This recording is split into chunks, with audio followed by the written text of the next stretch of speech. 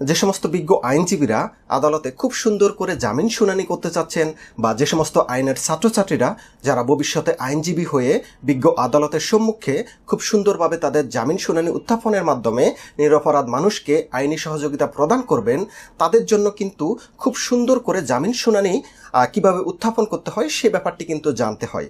তো এই যে খুব সুন্দর করে বিজ্ঞ আদালতের সম্মুখে আপনি জামিন শুনানি উত্থাপন করবেন, আপনার যুক্তিতর্ক উত্থাপন করবেন, সেটির জন্য কিন্তু আজকে আমি অসাধারণ একটি বই নিয়ে এসেছি। এই বইটি নাম হচ্ছে জামিন শুনানির কলা কৌশল।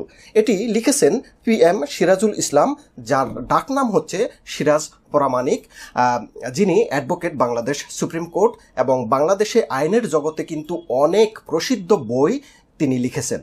তো তার এই বইটি আমি যখন পড়ি তখন কিভাবে বিজ্ঞ আদালতের সম্মুখে আপনার যুক্তিতর্ক উত্থাপনের মাধ্যমে আপনি কৌশলী, একজন প্রকৃত কৌশলী হিসাবে আপনি বিজ্ঞ আদালতের সম্মুখে আপনার যুক্তিতর্ক উত্থাপন করবেন, সে সমস্ত বিষয়ের অনেক খুঁটিনাটি বিষয়গুলো কিন্তু এই বইতে খুব সুন্দরভাবে এই লেখক উনি লিখেছেন। সুতরাং যারা খুব ভালো আইনজীবী হতে চাচ্ছেন এবং বিজ্ঞ আদালতের সম্মুখে ভালো শুনানি করতে চাচ্ছেন, আমি তাদের জন্য সাজেস্ট করব আপনারা অন্তত একবার হলেও এই বইটি পড়ুন। এই বইটি পড়লে আপনারা আপনাদের আইনের দক্ষতা আরও বেশি সমৃদ্ধ করতে পারবেন বলে আমি বিশ্বাস করি।